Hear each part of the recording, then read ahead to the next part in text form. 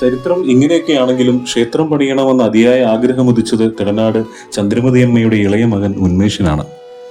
മൂകാംബിക ദർശനം നടത്തിയതിനു ശേഷം മൂലസ്ഥാനമായ ചെറുവള്ളി ക്ഷേത്രത്തിലെത്തി ദർശനം നടത്തുന്ന പതിവുണ്ടായിരുന്നു അദ്ദേഹത്തിന്.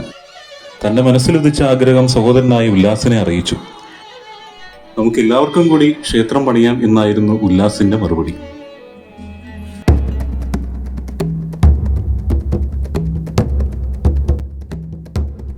ഇക്കാര്യം കുടുംബാംഗങ്ങളിൽ ചിലരുടെ വീടുകളിലെത്തി ഉന്മേഷ് അറിയിച്ചു.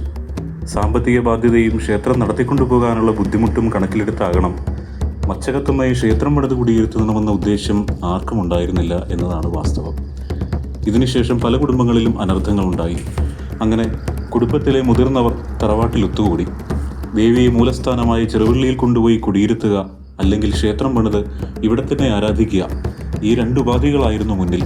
ക്ഷേത്രം പണിയണമെന്ന പുതുശ്ശേരിക്കണ്ടത്തിലെ മുതിർന്ന കുടുംബാംഗമായ രാധമ്മ ഉറച്ച നിലപാടെടുത്തു. സഹോദരിമാരായ ചന്ദ്രമതിയും അനസൂയയും ഉൾപ്പെടെയുള്ളവർ ഇതിനെ പിന്താങ്ങി.